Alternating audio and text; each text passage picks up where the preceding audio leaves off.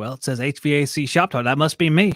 That must be me, guys. Welcome back to the show. My name is Zack Psioda. I'm the host of HVAC Shop Talk on the YouTube and the podcast world. So I just want to let you guys know, whenever I do interviews or anything like that, I have these notes that I put down, and I have this bad habit of drawing on notes. And typically by the time that I get done with an interview, it looks irrational, just to be frank. But before we even start, look at this. That's before we start. This is real psychosis right here. So tonight, if you guys haven't read the description, I have Bill Spohn with me. He is lying in wait here. We're going to get to him in just a moment. He's actually doing something really, really cool, which we'll talk a whole lot about here, as well as tie it to HVAC, albeit maybe loosely, but we're going to have a good time anyway. Over here in the comments, we have Jessica Egan. We have Hamilton Mechanical, who affectionately we know as Hambone. That's what we call him. I don't know if he's in a biker gang or what, but that's what his name is. Justin Beaver. We have, Frylock HVAC, who is over there on Instagram, probably giving away a couple F-150s tonight. So make sure you're tuning into him on Instagram. We have Randy Laz, Clint Glasgow, and I saw some comments up here. We have JH, Justin Henning, our buddy. I know I saw some, well, here we go. Clint says you should do a series of short videos just on enthalpy. Man, that'd be good. And in fact, I'll tell you guys, I like doing the little short tidbits each day. And basically what I do is whatever I have read the last day or two, I'll take something from what I've read and kind of relay it to you guys, because that does two things. That keeps me accountable to keep reading. And it also gives me some really good information that I'm not going on my own gut over, which is always good, because my gut is usually 92% accurate. But that 8%, internet commenters really feed on that 8%. So what I was reading this book because I finished the A2L refrigerant book that my buddy Jason wrote. So now I'm here on this one, which is my old favorite. It's the one I always used to carry around. You guys recognize that from my old videos. But Jim Bergman sent me this one, Review of Vacuum for Service Engineers. So I decided to just leave my trusty book because I've already read it. Go over there and read about vacuum. I've already read a few pages of it. So you probably see some stuff coming out of that book as far as just tips that I've learned, because I love it, because I always learn something from every single page of these books. And I don't think it matters how long you've been in the field. You always learn something, or you learn, what I should say is, a lot of times you'll have moments where things you have learned or done come together and congeal and become an actual coherent thought, which is what I'm working towards. So really cool book so far. I know the other one's cool, and the A2L book was really cool. So we're having a good time here. And of course, alongside all those, we read the good book every single day. So I'm all set. I'm good to go. So like I said, Bill's lying in wait here. We're going to talk a little bit about, and I'm just going to say this right here. Bill is an aspiring astronaut. That's right. A lot of you probably already know that Bill wants to be part of the first civilian flight into space. We're going to call it space there. And it says it's a multi-day mission. And I actually bring up, here's the screen that you see when you go check this thing out. Inspiration 4. Really, really cool stuff. And I got to give it to him. It takes guts to do stuff like this, because I'm going to just tell you what, I would be scared to do it. I'm going to be honest with you. I would be very frightened. And maybe Bill's a little frightened too. He could be. I'll ask him. We'll ask him for sure. But that's a really cool thing. And check this out too. We're talking about SpaceX right there. The dude could be inside that. You know what I'm saying? That's pretty cool. So what I'm going to do is I'm going to show you guys what some of you probably already saw, which is Bill's application video for to join up with these other, well, they're not astronauts. One of them's a jet pilot. One of them is a PA at St. Jude. And there's two of them that are going to be chosen from, I guess, a general populace that meet certain criteria. But he could potentially be part of that group, which is really, really cool. But you had to send in an application video. So I'm going to show you guys the application video, and then we'll bring Bill in. We'll have a talk with him. So let's watch that. And when we come back, we'll have Bill with me. Hi, I'm Bill Spohn, co-owner of TruTech Tools, an e-commerce store selling high-tech tools to HVAC technicians. I built this business out of frustration with the way the cool products I engineered were not being understood. I always wanted to own a business, but it took years of experience and sweat until I could really make it successful. I partnered with a like-minded father and son to start the business. We did $70,000 our first year, shipping products from a bedroom using a shareware cart designed by a high school student. Even so, we grew 1,000% in the first year and 200% the next year, but that cart was rough. I jumped on board in 2009 after we decided our family of 8 could take the risk of months without pay. And we snooped our competitors and found 3D Cart, now Shift4 Shop, late in 2009. And like a second stage booster rocket, this kept our growth accelerating. That was a turning point. We were able to rely on the 3D service and new features as both TruTech and 3D Cart grew together. And we made the Inc. 5000 list 4 times since 2016, with a growth of 20 to 30% each of the last 4 years. We recently looked at changing carts, but decided to stick with 3D Cart. They've helped us serve over 70,000 customers and ship over 150,000 orders. Now, it's not been easy. We lost more than 100K over the years, but our team of 16 rapidly learns from our mistakes. We focus on customers. We've earned 4.8 stars, over 20,000 reviews. Entrepreneurism is in my blood. Both my immigrant grandfathers tried and failed at businesses. Cataldo lost his dairy cows to carbon monoxide poisoning, and Philip William, my namesake, lost his business due to the 21st Amendment. Yep, he was a bootlegger. It's been a childhood dream of mine to be an astronaut, and why I trained as an engineer. I hope to launch from pad 39A like Apollo 11. My success in business has allowed me to build a home with ideas stolen from the future, built in a factory, all electric, solar powered with high-tech sensors and home gadgets. I use the prosperity I've gained and publicity I get to popularize concepts I believe will achieve my company's vision. Many talk about a 50,000-foot view of their businesses. I want a 5 million-foot view from low Earth orbit. I want to elevate TruTech Tools to the stars to achieve our mission of helping more people to live in comfortable, healthy, safe, and energy-efficient homes. Shift 4, 3, 2, 1, liftoff. Okay, ladies and gentlemen, we have Bill Spohn. Hey, Bill, future astronaut Bill Spohn, how's it going? I'm doing great here this evening, Zach. How are you? I'm doing really, really well. So that's pretty exciting stuff, but I just want to start with the most simple question.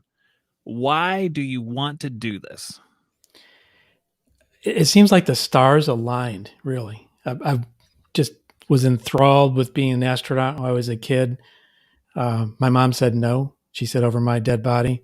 And then she passed away 6 years ago. So so now you can do it, is what now you're saying. I can do it. It's right. I don't have to seek that permission. I did ask my wife, and she said, as long as you come back, that's okay. So we, it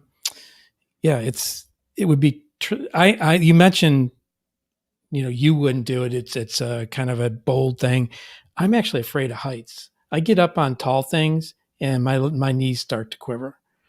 But at this point, if I'm 5 million feet up, it doesn't matter. It could be 5 feet. It's 5 million. I find it's true that, you're afraid of heights, but if you trust, you just give yourself over to whatever apparatus you're in. Yeah. Like, this is safe. And then you just totally block out everything else and try to enjoy it, which I assume that you're going to really enjoy this. It's going to be a lot of fun. And it's a multi-day. I mean, it's an extended journey. Do you know how long it's supposed to last exactly? They say 3 to 5 days. They're being kind of arbitrary about like the full, a lot of the details, because I think a lot just depends on weather, the equipment, things like that. So it's going to be unique for one thing. The first civilian space flight would be phenomenal. And because, the contest, you had to be a customer of this company called Shift4 Shop, and you had to be using their payment systems. We were a customer of this e-commerce platform, Shift4 Shop, and we were seriously looking at shifting to their payment systems when the contest arose. So we made the independent decision we'd shift, and it, just kind of lined me up for the ability to submit an application. Well, that's really, really interesting. So you're going to have a 4-person crew potentially that you're a part of. You have a commander, mm-hmm. and you have a very interesting woman, because I was watching some of her interviews, Haley Arsenault, I think is how it's pronounced. Arsenault, maybe? Yeah. Arsenault. Yeah. And she actually had, it says osteosarcoma, which is cancer. Obviously, you hear the oma on the end. It's cancer. And she was treated and she improved. And now she's actually a PA at St. Jude, which is part of this whole thing. Now, how does St. Jude fit in with this whole mission? Well, Jared Isaacman, who actually is doing this with his private funds. So it's not like a company venture. It's going to benefit his company because the contest is meant to draw people to his business. But he's also wants to make it charitable. So he's tied in St. Jude's Children's Research Hospital as the charity of choice that goes along with this. One of the seats will be for generosity, and the generosity comes through anyone who makes a donation. Now, I think the donation window is closed, but anyone who made a donation during the certain window of time, even if it was $1, you would get your name thrown in the ring for taking the seat for generosity. He has the seat for leadership.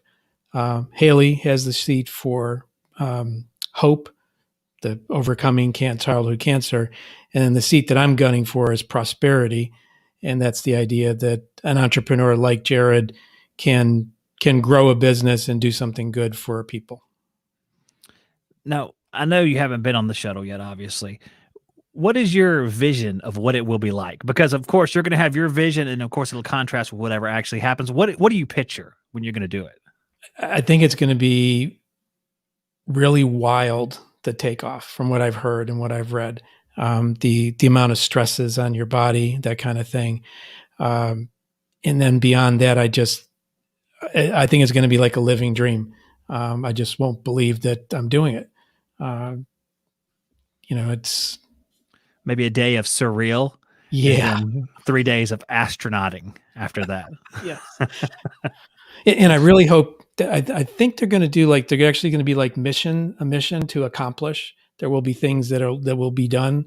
So it can put my brain to work and actually do some tasks. It's not just going to be a joyride. Because from what I understand, they've even pegged this on the website for the contest. The value of the seat is about $2.2 million was what the cost of the seat is. Now, I wonder if that's value is based on if all four of you guys paid that the mission would be paid for, because I would think it's even more expensive than that. Yeah, well, I think so. Jared Isaacman sort of bought. My understanding is he bought this flight from SpaceX. I got you. Okay, with his private money. They didn't reveal what that was, but the rumor was around $100 million to buy this flight. And Jared Isaacman's a billionaire at this point. So we're talking 37-year-old billionaire. 37-year-old billionaire. I had some of his stuff. Kids. He's younger than I am.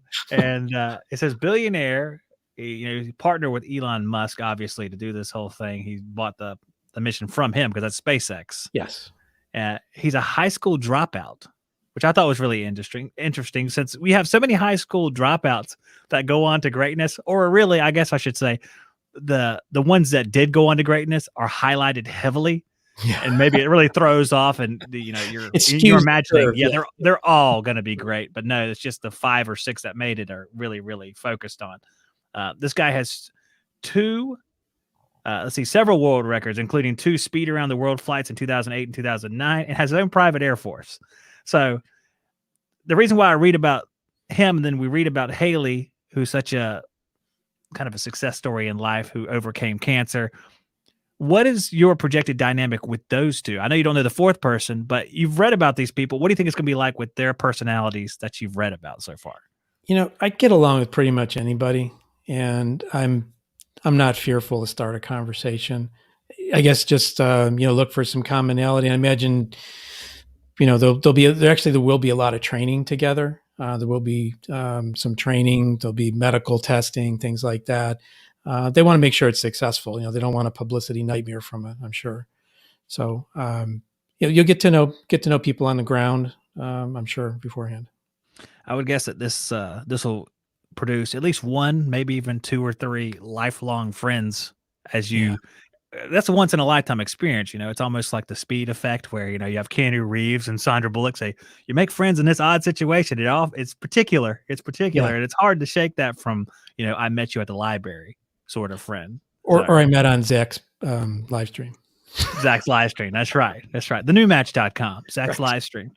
Absolutely. So let's see. So you're out in space. What is the comparable? Let's talk about takeoff for a second. What I imagine takeoff is being separated from your very soul. having your soul lag 100 meters behind you as you go into flight. Have you had, well, tell me what your impression is of what it's going to be so we can compare after you come back. And have you had any comparable experience on any plane, any flight, anything like that? The state fair, anything? I took a mile-long zip line ride once up in Alaska. Screamed my fool head off the whole time, all the way down. My kids got it on video. You reach speeds up to 60 miles an hour, and it's just you, a cable, a harness, and the forest floor beneath you. How far beneath you, out of curiosity? Mr. Afraid of Heights, I'm wondering. Yeah, at that point, it was like, I just got to do this. I know maybe it was part of my inspiration to overcome my fear of heights, but I would say it's hard to judge. Maybe 50, 100 feet above the trees, good distance. So it would be maybe another 50 feet above the forest floor. So 100, 150 feet in the air. So you went 60 miles an hour and you're about 150 feet up in the air. Now, space is just a little higher than that. Yeah, just a little bit. It's just a little bit higher than that. And there's a lot more severity. Yeah. Well, it's interesting because you're going to go from like 0 to 60. I mean, those two experiences. I'm going to tell you, I'm going to be honest with you. I've never been on a plane. I have a fear of planes. I've never flown in my life. Yeah. This and it's, I'm not afraid of cars, although I probably should be. But doing something like that, it would just fill me with fear. I mean, I'm not even saying that I wouldn't accept it if it would happen, because I probably would, just because it's so rare that it would happen. But I don't know. How are you going to prepare? I know they're going to train you, but I mean, you have a wife, you have a family. They're obviously going to say something like, okay, we've been around for a while. We know that space is not safe 100% of the time. And I was alive in 1986. I was alive in early 2000s. We know what can happen.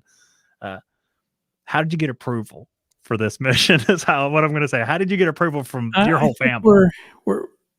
We're different levels of approval from the kids and my wife. But I think that I like that, different levels of approval. Okay. All right. Well, but as far like, Dad, you want to do it, Bill, you want to do it, go ahead and do it. Just make sure you come back safe. And I feel like you got to place your trust somewhere.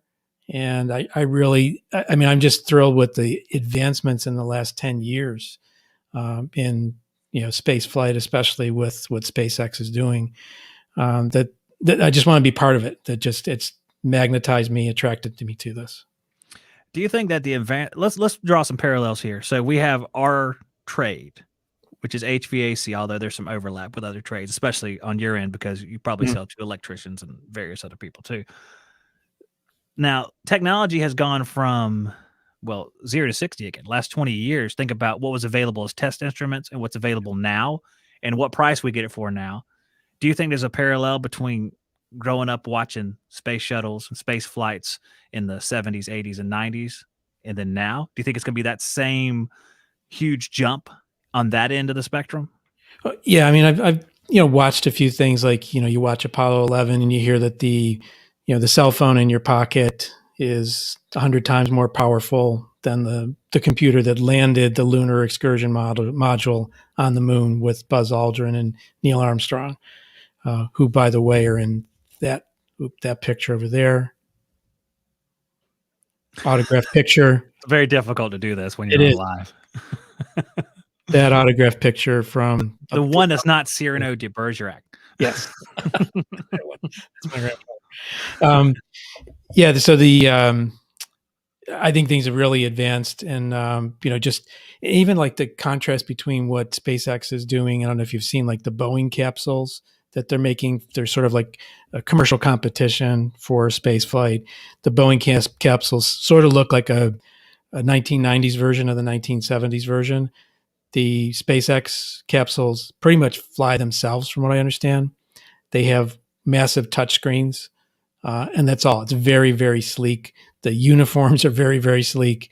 I think the seats are going to be very well, contoured to protect you from the acceleration of launch.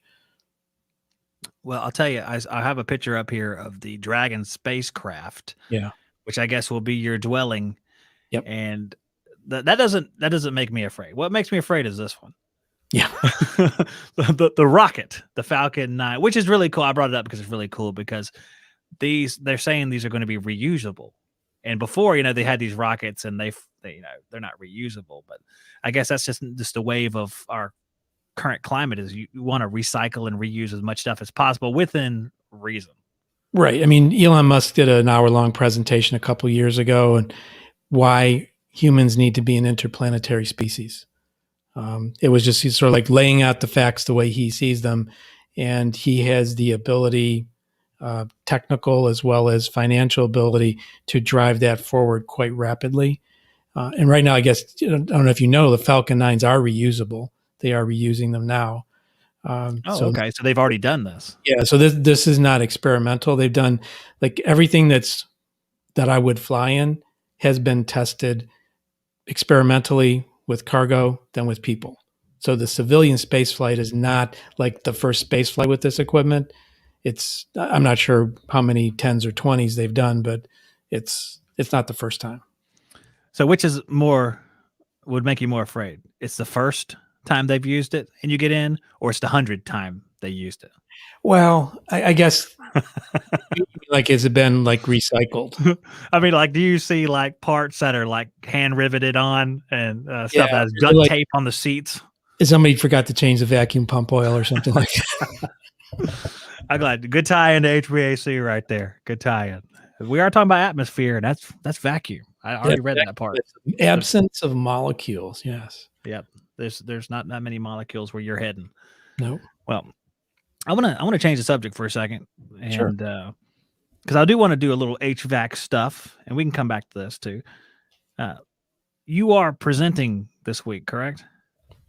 Yeah, at the symposium. The symposium, the RTFM symposium. Yeah. Is that what it's called? The RTFM symposium? Yeah, that's the subtitle. Yep.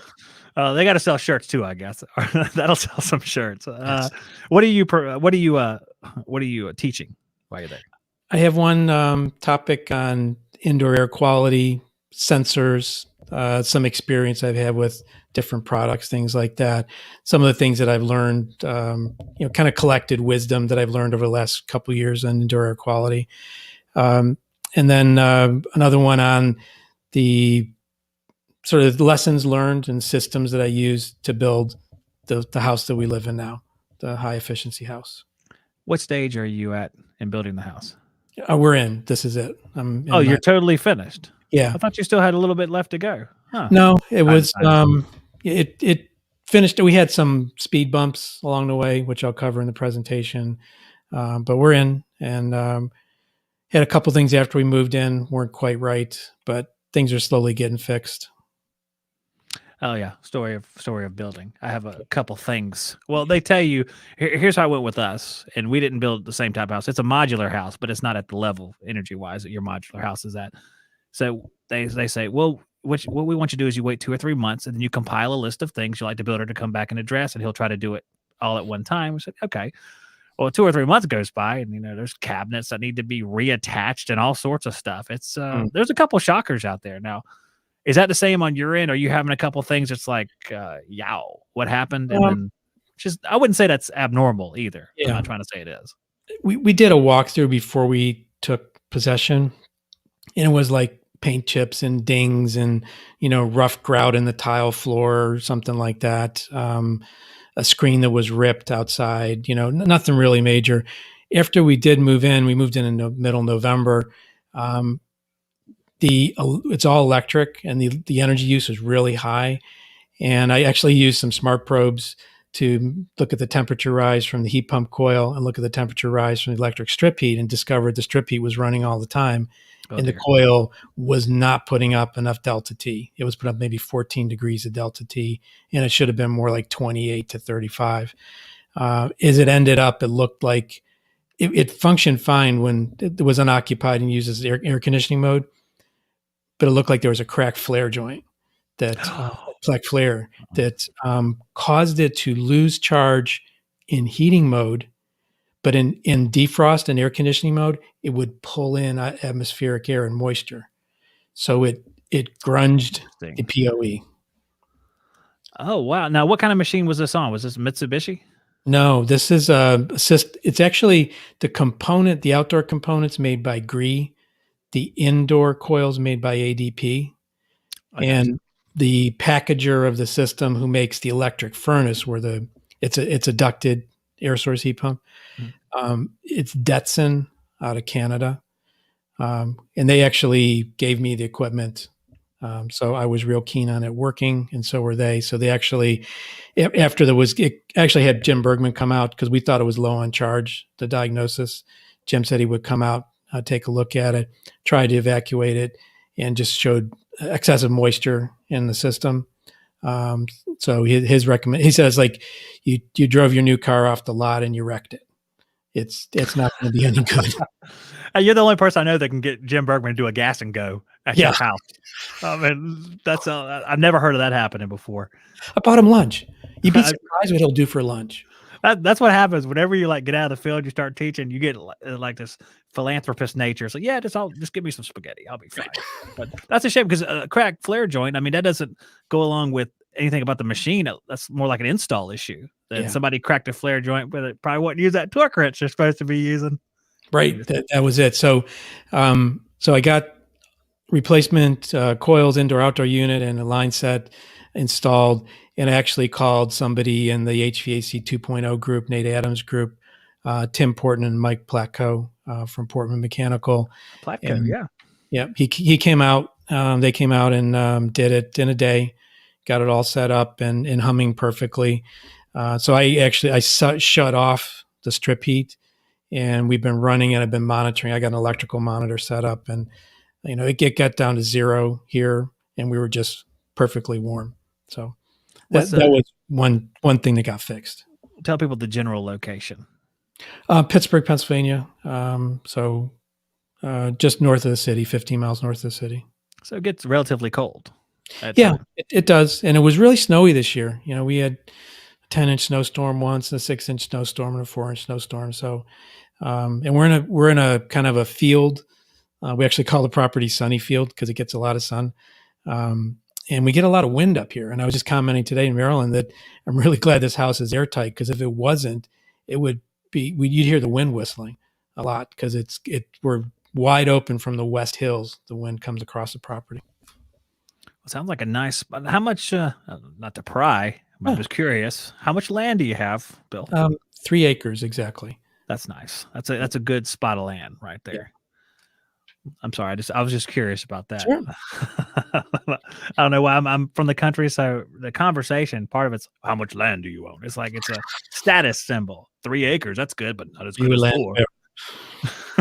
Yeah. So that was one thing. Another thing was leaky windows. These are passive house windows. They're supposed to be like pretty much airtight, but they needed just a little adjustment. So we actually had they came out this morning. They make the windows like 60 miles from here.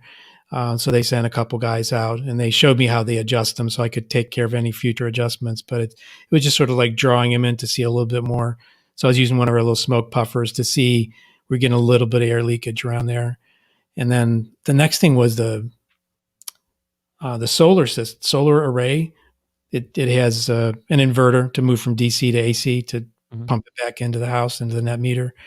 One of the inverters went down in early February, and I just happened to notice it because I look at the graphs every day and how much kilowatts we're producing. So we had to have that installer come out, and they fixed it. So it's back up and running again. So we lost a little bit of sunshine that we were planning to get there. But it's interesting. Like today I looked, our usage was about 30 kilowatt hours for the house, but our solar gain was about 62. So this was, we were able to net meter in, which means like the electricity I'm using now, I pumped back to the grid earlier today. They credit it, and then it will come back to me to run at night. I was going to ask you, does it go back into the grid? Yeah, so I guess it does. Yeah, so the grid is our battery essentially, and the net meter literally you can see it. It goes like when we first moved in. Before we moved in here, it was like minus 997, minus 998, minus. So it was going backwards. And then when you use it, it goes the other direction. It's really kind of cool. That is interesting. That's very cool. Not to bring you back to the other point, I wanted to ask you what significance was the power savings once the heat strip situation was resolved? That must have been a huge jump because you have relatively efficient stuff going from the worst efficiency electric heat to back to your heat pump.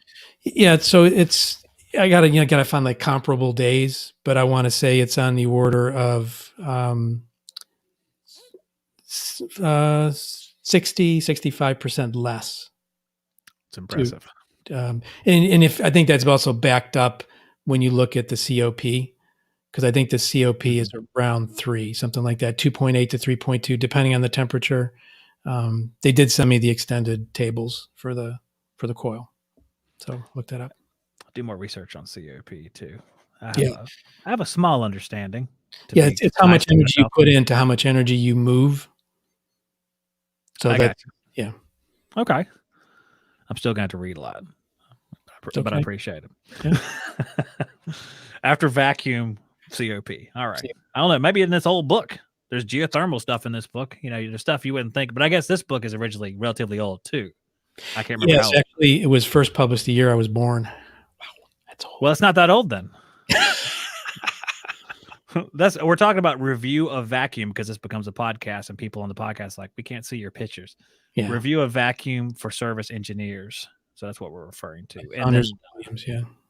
And Jim and Brian and Jim, which sounds really good. It's a morning show back when I was working in the field. It was Brian and Jim, but it's Brian Orr and Jim Bergman wrote part of the back here is what I think happened. I haven't got there yet though. Yeah. It's sort of like the Wizard of Oz. It goes from black and white to color partway through.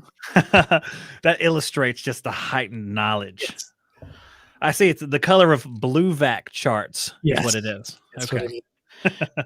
And the story behind that, TruTech was selling it was an Air Serco product actually, but they had basically lost the original printing of it. And so it was a photocopy of a photocopy. They were printing these books. They were like skewed sideways and some of the pages were blurry. The illustrations were hard to read. And we were reselling it because there was some interest in it. And then Air Serco got sold to somebody else. And I said, can you send me some more books? And they're like, no, we're not going to print it anymore. And I said, oh, can I buy the copyright? So I did. For what it's worth, I mean, it's probably out of copyright because it was written in 1959, but just sort of a formality. And then I had the intention of reissuing it in sort of its original format. So I scanned the pages, and then Bill Jr. went through and corrected them all, got them all edited, and we put it together, and it just kind of sat there for a while. And I always wanted to have Jim and Brian collaborate to do it. And finally, Jim's schedule opened up, and I just turned it over to him and said, just take it, do something good with it. So that's what they did. It took probably a better part of a year to do that. I look forward to reading it. I've never read this in its older capacity or the newer capacity here. Yeah. So we saw TruTech. They're $19.95 each. So it's not too bad for a book. Oh yeah. Will your TruTech code still work while you're in space? Yeah. And I've also, I want to do a podcast from space if that's possible. Oh, that would be great. Yeah. Maybe I'll just bring recording equipment and record my fellow astronauts. I think that would be an awesome idea. If that were possible, I could see the little handheld, like Zoom recorders, take it up there. Yeah. Here, man. So I'm driving the ship. I said, no, the ship drives itself. Just talking. Right. Look, my people are critical already. Should have advertised Bill was coming on. No, it was a surprise. Sorry, RJ. Sorry. I told Bill. He knew. He put it on social media or something. Yeah. It was just today, so. That's right. These my interior, what I call the interior shows that are during the week, they're more spur of the moment. Ours wasn't. We planned ours from last week. So, but some of them are, hey, you want to do something today? That sort of thing. Which when you're doing like 3 interviews a week, you're gonna have a few of those, which is normal. Let's see. So you'll be at a symposium virtually. You won't actually be at the symposium because you don't want to get COVID from Brian. Yeah. Because he has all them children. It's basically like, I don't know. He might be immune. I'm not sure. He probably is immune. If you've had all the rotavirus and all the other things that children carry, you probably are immune to that. So that's why children are immune to it, just about. Is there anything else that we missed that we should talk about before the ending of this show, which will be here in a second? I think HVAC in space is very interesting. Just the way they have to maintain like the sunny side of a ship or whatever, or spacecraft can be up to like 250 degrees Fahrenheit, and the dark side, the backside is minus 250. And how do you manage that with materials, with fluid loops, basically like heat pumps, but without the pump element, just using the expansion of the fluid to move it around through heat exchangers and things like that. So I'm going to study up on that because I want to, that's going to be a talking point for sure when I come away from this thing. If it happens, even if it doesn't happen, I think I'm going to be talking about it more. And I did mention to you beforehand that I did find out a couple of years ago, they have a cousin who was an astronaut, second cousin, and he flew on the space shuttle mission in a few years ago. 2000 and Discovery. 2001. So it was 20 years ago. So, which is a scary time because that was right before Columbia. Like we were talking about, trying to figure out which shuttle it was.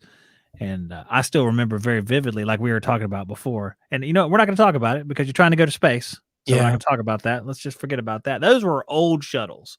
Yes. I mean, they use those things forever. Different manufacturer. Different HVAC. Different manufacturer. They're out of business.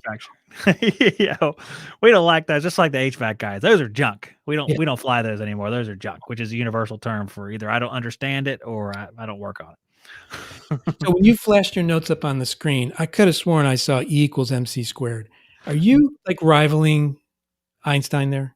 I would have written it very quickly and inconspicuously, but no, everything but that. EWC. EWC is written up there. EWC is written up there. So I should have said yes. Yes, you should have said yes. You're not that kind of guy.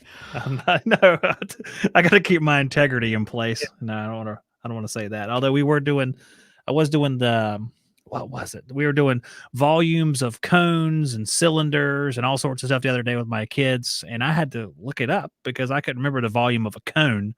I can get a cylinder because it's a circle. And you just stack a bunch of circles on top of each other. In my brain, it works out perfectly. 4/3 BH squared. That is BH squared. Is there for a cone? It seems like there's a radius in there. I don't know, but that sounds really close. I know 4/3 was part of it. So you're probably right. I should have said yes again. That's my favorite. Sure you're right. Well, it's a lot of fun. Whenever Jim sent this book, he's like, "Oh, you should enjoy the math." Well, maybe I will. Maybe I will enjoy the math because I do, enjoy the math. But a lot of it I have to be refreshed on, because that part of my brain will atrophy, I guess. So let's see if there's any questions. I know I saw some potential. How does a vacuum pump work in space? I don't think we have time for that. Do you get? Oh, let's do this one. T-leg. Do you only get a reduced rate going back into the grid for your solar power? Sure. So what we get, and it's different all over the place. What we get is we get a kilowatt hour banked for a kilowatt hour sent to the grid.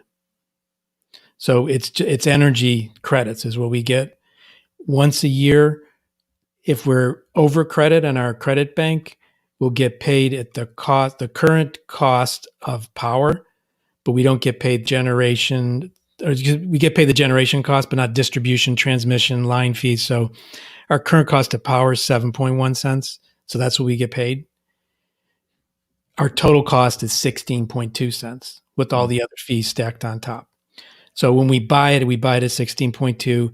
When we sell it at 7, but I understand why. I mean, we only sell sort of like the energy that we produced that they would have to credit back to us.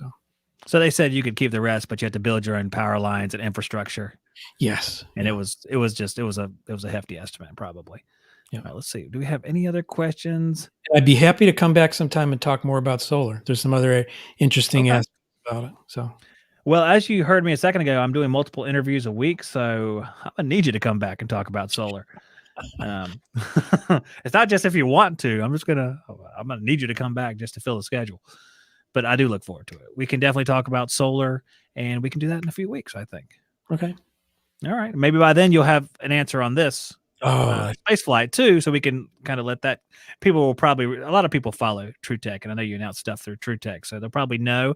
But we'll hit a couple extra people. We'll reach a couple people. Okay. Probably. All right. Oh, so if somebody wants, so one of the contest factors is virality. So it's the number of people that watch the video or share it. So I actually put together a little website called Spohn in Space, SPOHNINSPACE. If you go there, it describes kind of the background, what Zack covered today. And it also gives you how you could help out by viewing and sharing the video that I did on the different platforms. So it's part of that Spohn in Space. Quick little website. That's like maybe a 5-minute read if you read everything on there. I am going to try to bring that up real quick. If I can get that. Spohn in Space. Here we go. All right. I'm going to put the link to that in the chat so you guys can come back and hit that and make sure that works. Paste. And just a quick look at the actual site so you can recognize it when you see it. And there we are here. There's Spohn in Space. The Out of This World contest, correctly named. And there's what it looks like right there. There's the commander. You can see the cursor on the screen, which I think people can. And there is Haley, the PA from St. Jude's. So those are the existing people that are on the crew, and then they'll add 2 more, like Bill was saying earlier. There we go. And I have another topic to talk about. I'll just give you one word. Okay. We'll come back and talk about it. It's helium. Helium. Yes. Well, I don't know if it's going to be talking about children's birthday parties or what, but I am intrigued, so we'll do it. And you don't even have to tell me the significance. I trust you so much. All right, great. And helium actually comes in a container that looks just like refrigerant if you go to Walmart. It looks like 410A, actually. So that's it. Well, it looked like before the gray bottles. It looked like Before the gray. Yeah. Okay, Bill. Everything's going gray lately, Zach. So everything's going gray. This whole group's going gray. Yeah. Every one by one. My buddy. Well, you know, that's a side street. I'll leave that for another day. Talk about gray hair. You know, we could probably skip that conversation. Yep. But Bill, I want to thank you, and I want to wish you luck. And we will create a tentative date, maybe. Well, let's say about 4 weeks from today. I'll actually put it on my calendar so I can touch base with you, and hopefully by then you'll know your answer, and we can talk about most likely solar helium. We'll see how long solar takes, and we'll go from there. How's that? Sounds great. Perfect. All right, Bill. I wish you luck, and I'll see you on the next one. Sounds good. Thanks, Zach. Take care. Take care. That was Bill Spohn from TruTech Tools. And remember, while Bill's in space, use the Shop Talk discount code heavily. But when he comes back down, he'll be like, wow, what happened? This is awesome. So here's what we're going to do. We're going to do something a little bit different because I actually got it queued up. We're going to give away a Shop Talk shirt and a hat when we come back. And real quick, before that, I'm going to play a quick commercial from what Bill thought was a math equation, but it's just EWC. So here's an EWC commercial. We'll be right back after this. The best forced air zoning controls in the HVAC industry come from EWC Controls. This includes the Workhorse BM Plus 3000 zone panel, 3 zones, multiple dip switches so you can customize the controls to your particular system install. Another workhorse of the system is the URD and ND dampers. These power open, power closed dampers are both reliable and long lasting. So for the entire life of your system, you won't be replacing your zoning components. And lastly, the innovative SBD2 static pressure bypass with the wireless NFC interface take this whole thing to a new level of precision and reliability because you can set your system right there at your fingertips to the particular static pressure you need. No more guesswork, no more barometric arms. Go to EWC Controls Incorporated. You can find them online to learn more and look for them in your local supply house. All right, guys, I have a shirt. Good grief. A hat, Shop Talk hat, trucker style, just like we always have. And we have a shirt. It has Skilled Trade up on the back, Shop Talk on this side. So we have sizes ranging from large to 2X, I think. I don't think we have any mediums, and I don't think we have any 3Xs. So that's the sizes we carry. And so, I don't know. Just take it as it comes. If you're a 3X, I am sorry. Enjoy your hat. is what I'll say. So we're going to pick a winner, and I'm trying to. No, we do not have Shop Talk underpants, but thank you for asking, Kangaroo God. That is in the, as the people in the tool industry say, that's on our project roadmap. That hasn't come up yet. So I have Nightbot hooked up here, and a lot of you guys know who Nightbot is, the guy who cancels out your comments because you use all caps or something like that. I disabled that part, but I'm going to try to use it for picking a winner. And so what you need to do now is make sure you're commenting in the live chat. I'll give you a few seconds to comment. And this will be for a Shop Talk hat and shirt. And the winner, all you have to do is email your address and your shirt size to hvacshoptalk@gmail.com after you win, not before, because that's then a premonition, and we don't accept those. So let me bring up the other screen to make it legitimate. Here we are. So what I'm going to do is, let's see, everybody commenting. Craig says, I love this right here. Let me just go ahead and put this up on the screen. Craig says, I'll be wearing a Shop Talk shirt to the symposium. I don't know if that's accepted or not. I don't know if you can wear Shop Talk shirts to an HVAC school symposium. I mean, you could wear it to the Shop Talk symposium if that ever happens, which it won't, because frankly, I don't like to be around that many people. But I guess good luck to you. I hope you don't get mugged or nothing. And let's see here. Any other pick me, comment RTFM? You can. Oh, look at this. Listen, Zach, I need your address so I can send you slaps. I don't even know what that means. That sounds violent. No slaps for me. No, thank you. Okay, let's pick ourselves a winner. And I'm going to roll it. Then you're going to see a winner chosen. Our winner is Craig Egan. Were you saying you were wearing a Shop Talk shirt? Now you're going to have an extra one, man. So Craig Egan, send me your current address. And that's just a reminder. I think I've sent you something before. You have been a previous winner. Just send me your address, and I'll send that right out to you, you lucky dog. Oh, good. Nightbot announced it too. So Craig Egan has won the giveaway. None of you Craig Egan posers. You can give it to Jessica. Craig and Jessica, that's husband and wife. So if Jessica doesn't have one, you can do that. And you can all wear them to the symposium. I think that's great. All of you can just come in Shop Talk shirts, and Brian will be like, what's this about? I'm just kidding. I like Brian. I talked to Brian the other day. Okay, so send me your information, hvacshoptalk@gmail.com. I'm going to get rid of this screen. And one more thing we're going to do, I'm going to subject you guys to my religion. And you can take that or you can flee from here. Usually you lose about 10 of you at this point, probably. That's okay. But I'm going to read our parting verse for today, and hopefully you guys get something out of this. This is from 3 John. This is verse 11, because there's only one chapter in 3 John, because it's really short. It's really, really short. It says, beloved, do not imitate evil, but imitate good. Whoever does good is from God. Whoever does evil has not seen God. Short and sweet and to the point. A lot of these things are just like that. They give you a really simple way to live. Take it for what it's worth. It'll do you good. And maybe one day you'll get everything out of it that I have. So I really appreciate you guys joining me tonight. It's been a lot of fun. I want to thank Bill Spohn, TruTechTools.com. Use the Shop Talk discount code to save 8%. Just going to throw that in there. Matter of fact, let's just do this. Here you go. Watch this. This will be even easier. Save 8% off your order at TruTechTools.com by using the Shop Talk discount code. Advertising is about repetition. That's what I learned in my marketing classes, which I've never taken. But I assume it's about repetition because I always remember Doritos and Cheetos everywhere I go. Guys, I'm going to get out of here. I really appreciate it. I'm going to let you guys get to bed, get to work tomorrow. Work safe. We should be back on Thursday. Much to RJ's chagrin, I won't be announcing who's going to be on the show on Thursday, but it may be someone very close to Brian Orr. I'm just going to say that. It may be someone very close to him. I'm just going to put that out there. So that's Thursday night, likely around 8:30 p.m. I think he has an early bedtime or something like that. I'm not quite sure, but it's probably going to be around 8:30 p.m. So I hope to see you guys there. Have a good night. See you in a couple days.